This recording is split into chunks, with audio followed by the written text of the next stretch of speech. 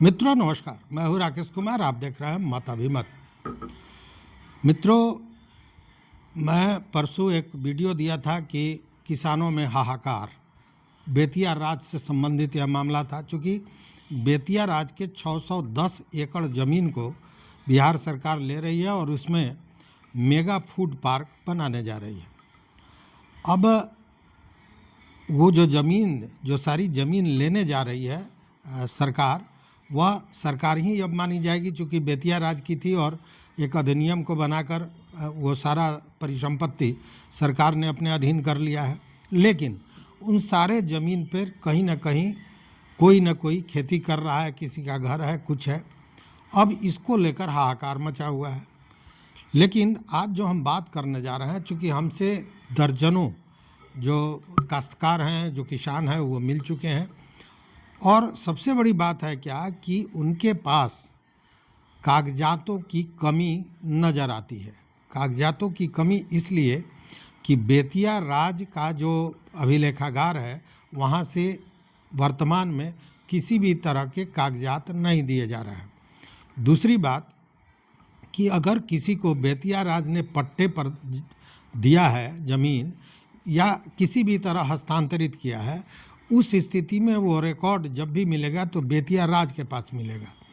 हालांकि ये जो किसान है, ये ढूंढते ढूंढते एक खतियान लेकर आए और इन्होंने खतियान में बताया कि देखिए, खतियान में फलाने व्यक्ति से हमने ज़मीन लिया है, फलाने समय में लिया है, तब से हम खेती कर रहे हैं, हमारे दादा परदादा लिए थे। तो वो जब खतियान देखा गया तो पता चला कि वो एब्स्ट्रैक्ट खतियान है। और मित्रों, आप जानते हैं कि सबसे पहले कैडस्ट्रल खतियान बना था, उसके बाद में रिविजनल सर्वे हुआ था, उसके बाद खतियान बना था। लेकिन आखिर यह एब्स्ट्रैक्ट खतियान क्या है, और इसको लेकर जब किसान बहुत उत्साहित थे कि उनके पास दस्तावेज हाथ लग गया है, लेकिन जब हमारी बात कानून के विशेषज्ञों से हुई तो उन लोगों ने बताया कि इसका कोई माने मतलब कानूनी रूप से नहीं है। तो आखिर ये एब्स्ट्रैक्ट खतियान है क्या, जिसको लेकर किसान भाग रहे हैं, दौड़ रहे हैं और ये कह रहे हैं कि मेरे पास तो खतियान है। तो आज इसी विषय पर बात करनी आवश्यक है कि सारे हमारे किसान बंधुओं को ये पता चले कि जिस एब्स्ट्रैक्ट खतियान को लेकर वो घूम रहे हैं, उसकी कानूनी महत्ता क्या है और क्या वह उनकी मलकियत को, उनकी रैयती को, जो ज़मीन है उसके वो रैयत है, उनका उस पर उनका मालिकाना हक है, यह स्पष्ट करता है। यह जानने वाली बात है। तो सबसे पहले यह देखें कि ये एब्स्ट्रैक्ट खतियान होता क्या है। देखिए, राजस्व अभिलेखों में दर्ज भूमि के हिस्सेदार, मतलब जो खाताधारक है, का नाम, खेसरा, संख्या, रकबा आदि का विवरण एब्स्ट्रैक्ट खतियान में होता है। यह एब्स्ट्रैक्ट खतियान जो है, इसको बिहार में तेरीज भी कहा जाता है। तेरीज माने एब्स्ट्रैक्ट खतियान को तेरीज इसका दूसरा नाम है। यह वस्तुतः जो मूल खतियान में जितनी जानकारियां होती हैं, उसका एक संक्षिप्त विवरण इसमें होता है, मतलब उसका संक्षिप्त रूप है। और खाताधारक का कुल जो खेसरा है, कुल रकबा है, यही इसमें दर्ज होता है। इससे ज़्यादा इसमें और चीज़ें नहीं होती हैं। लेकिन क्या यह जो एब्स्ट्रैक्ट खतियान है, जो संक्षिप्त विवरण है ओरिजिनल खतियान का, क्या यह कानूनी रूप से आपके मलकियत को साबित करता है? यह एक बड़ी बात है। तो देखिए, इसके लिए यही कहा जा रहा है कि यह जो है, यह खेसरा एवं खाता संख्या से संबंधित एक संक्षिप्त रूप है, जो पूर्व सर्वे या हाल सर्वे पर आधारित होता है। इसका प्रयोग आमतौर पर भूमि अभिलेखों के रिकॉर्ड रखने, राजस्व संग्रहण और म्यूटेशन आवेदन देने के लिए या संपत्ति जानकारी के लिए प्राथमिक प्रमाण के रूप में उपयोग होता है। स्पष्ट हो गया होगा हमारे ख्याल से। यह जो है, इसमें जो भूमि अभिलेख होते हैं, इसका मुख्य कारण, मुख्य उद्देश्य होता है राजस्व का संग्रहण करना, या म्यूटेशन का आवेदन अगर दिया जा रहा है तो उसको देखना, और संपत्ति की जानकारी, मतलब कि कौन खाता है, कौन खेस रहा है, कितना रकबा है, इतने तक की यह जानकारी देता है।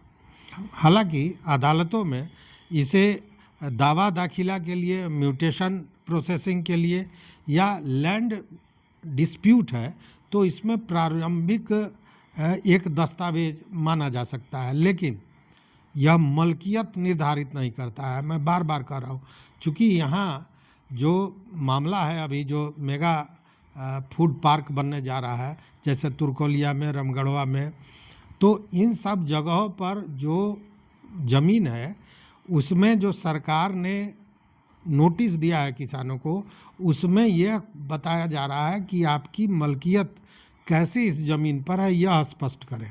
और वहाँ ये एब्स्ट्रैक्ट खतियान दे रहे हैं, तो एब्स्ट्रैक्ट खतियान मलकियत तय नहीं करता है, यह स्पष्ट है। चूँकि भूमि की मौजूदा कब्जा की स्थिति का यह अभिलेख माना जाता है कि वर्तमान में एब्स्ट्रैक्ट खतियान में अगर है, आपका नाम दर्ज है, आपका ज़मीन का रकबा, खाता, खेसरा दर्ज है, मतलब कि आपका कब्जा उस पर है, यही वह दर्शाता है, लेकिन यह आपके स्वामित्व को नहीं दर्शाता है। अदालतों में भी कई निर्णय ऐसे आए हैं जिससे यह स्पष्ट होता है कि यह रेवेन्यू रिकॉर्ड है एक तरह से कहें तो, और यह केवल कब्जा सिद्ध करता है, इसका वैध टाइटिल यह नहीं बन सकता है। मतलब जिस ज़मीन की बात आप कर रहे हैं उसका वैध ये टाइटिल नहीं है, और टाइटिल मानकर ही जो किसान घूम रहे हैं, और कई जगह जहाँ जानकारियाँ कम है वहाँ पे कई लोगों ने एक तरह से कहें कि भरमा भी दिया, उनको कहा कि अरे आपके पास तो खतियान है, ज़मीन आपकी हो गई। लेकिन जब एक विशेषज्ञ ने यह कहा कि नहीं, यह मूल दस्तावेज नहीं माना जा सकता है, तब हमने इस पर रिसर्च किया, और जो चीज़ें सामने आई हैं उसको बताना ज़रूरी है। बताना इसलिए ज़रूरी है कि इस आधार पर कि उनके पास एब्स्ट्रैक्ट खतियान है, किसान शांत न बैठें, वो अन्य जो मूल दस्तावेज हैं उनकी खोज करें, तभी वो ज़मीन उनकी बचेगी, अन्यथा सरकार वो ज़मीन ले लेगी, यह मानकर कि बेतिया राज की ज़मीन है, और बेतिया राज का मतलब बिहार सरकार की ज़मीन है आज के दिन में।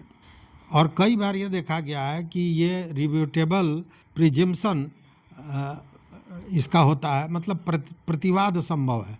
अगर आप कहीं एक कागज़ दे रहे हैं तो उस पर अगर चैलेंज हो जाए तो उस स्थिति में इसे खारिज किया जा सकता है, इसकी वैधता मलकियत के लिए नहीं मानी जा सकती है। और अगर यह साबित हो जाए कि मूल दस्तावेज में और ये जो एब्स्ट्रैक्ट खतियान में है इसमें एंट्री में गलती हुई है, उस स्थिति में सीधे खारिज किया जा सकता है। अब इसको लेकर देखिए 2-3 केस मैं बताता हूँ। 2021 में पटना हाईकोर्ट ने एक मामला किया था जिसमें CS खतियान जो होता है, कैडेस्ट्रल खतियान, जिसे चरखी खतियान भी कहते हैं, इसमें एंट्री को आधार मानकर संपत्ति के टाइटिल देने से खारिज कर दिया गया था।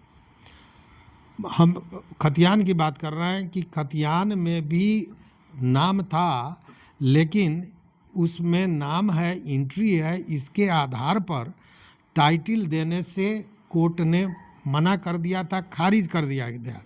अदालत ने स्पष्ट कहा था कि खतियान या ज़मीन जो एंट्री होती है वह टाइटिल प्रदान नहीं करता है, यह केवल राजस्व भुगतान के उद्देश्य से ये एंट्री की जाती है। मतलब कि अगर खतियान में नाम है और आप कह रहे हैं कि पूरी तरह ये मेरी हो गई, तो गलत है, वो मलकियत को नहीं साबित करता है। कोर्ट ने भी कहा कि इसका उद्देश्य जो होता है वो राजस्व संग्रहण होता है, राजस्व भुगतान होता है, और उसी उद्देश्य से यह एंट्री की जाती है खतियान में।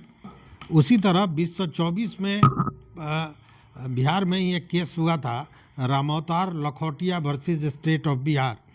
इस मामले में जमाबंदी एंट्री को टाइटिल के साक्ष्य के रूप में न्यायालय ने नहीं माना था। अदालत ने कहा था कि यह केवल राजस्व अभिलेख में स्थानांतरण की प्रक्रिया को बताने का दस्तावेज है, यह मालिकाना हक तय नहीं कर सकता है। उसी तरह सुप्रीम कोर्ट की बात मैं बताऊं, सुप्रीम कोर्ट में 2023 में एक मामला था, उसमें भी स्पष्ट कहा गया रेवेन्यू रिकॉर्ड के आधार पर अगर म्यूटेशन किया गया है तो वह आपको टाइटिल प्रदान नहीं करती है। टाइटिल प्रदान करना केवल सिविल कोर्ट का काम है। मतलब कि सीधा मान लीजिए कि ये जो अब्स्ट्रैक्ट खतियान लेकर आप घूम रहे हैं, यह राजस्व अभिलेख का संक्षेप रूप है और खाता का विवरण बताता है, यह आपके स्वामित्व को स्पष्ट नहीं करता है। और इसके लिए जो स्वामित्व आप अगर अपना निर्धारित करना चाहते हैं, स्पष्ट करना चाहते हैं, दावा करना चाहते हैं, तो उसके लिए जो इससे मजबूत साक्ष्य है वो होता है आपका सेल डीड या रजिस्टर्ड केबाला या पट्टे का कागज़ और रेंट रिसीट। ये सारी चीज़ें जो हैं, ये जो अभिलेख हैं, यह खतियान और जमाबंदी से ज़्यादा मजबूत मानी जाती है और मलकियत के लिए यह लाना आवश्यक होगा। चूँकि न्यायालयों ने स्पष्ट कहा है कि इस खतियान पर आंख बंद करके विश्वास नहीं किया जा सकता है। प्रारंभिक जानकारी के रूप में इसे लिया जा सकता है, लेकिन यह आपकी मलकियत को स्पष्ट नहीं करता है। तो यह आज जो वीडियो हमने बनाया वह इसलिए कि एक नहीं सैकड़ों से भी ज़्यादा जो किसान हैं उनके पास नोटिस गया है, चूँकि 610 एकड़ का मामला है और यह सारे लोग जिस ज़मीन पर हैं इसको सरकार बेतिया राज का मानते हुए अपने पास ले ली है। लेकिन चूँकि पहले से उस पर किसान वर्षों से 25-50 वर्षों से इस पर खेती कर रहे हैं, इस पर घर बनाए हुए हैं, तो इसीलिए इन किसानों को नोटिस दिया गया है और पूछा गया है कि इस पर आपने जो कब्जा कर रखा है, अगर ये आपकी ज़मीन है तो आप मलकियत स्पष्ट कीजिए। और मलकियत के लिए किसानों के पास कागजात हैं नहीं, एक तो उनके पास जानकारी नहीं है, तो कहीं से अगर ये एब्स्ट्रैक्ट खतियान मिल गया तो इसको ये बड़ा साक्ष्य मानकर घूम रहे थे। तो मैं स्पष्ट करना चाहता हूँ कि अगर आपको अपनी ज़मीन बचानी है तो आपका ज़मीन मूल रूप से बेतिया राज से आप तक कैसे आया, इसका पूरा दस्तावेज, इसका पूरा इतिहास चाहिए। अगर पट्टे से आया तो पट्टे का कागज़, पट्टा किसे मिला और फिर उस व्यक्ति ने जो आपको दिया उसका रजिस्टर्ड केबाला, अगर ये सारी चीज़ें आपके पास उपलब्ध होती हैं, उसी स्थिति में आप इस पर अपना मलकियत स्पष्ट कर पाएंगे। चूँकि एब्स्ट्रैक्ट खतियान का कानूनी रूप से कोई उसको महत्वपूर्ण साक्ष्य नहीं माना जा सकता है। तो मुझे लगता है कि बातें स्पष्ट हो गई होंगी। अगर इस वीडियो में दी गई जानकारी अच्छी लगी हो, आपके काम की हो, तो निश्चित रूप से चैनल को सब्सक्राइब कीजिए, लाइक कीजिए और अपना विचार लेकिन ज़रूर दीजिए, अपना मत ज़रूर दीजिए। हमारे कमेंट बॉक्स में हमारा व्हाट्सएप नंबर भी इस पर है, इस पर आप पूरी जानकारी दे सकते हैं। तो देखते रहिए मत अभिमत। बहुत बहुत धन्यवाद, कोटिशाह आभार।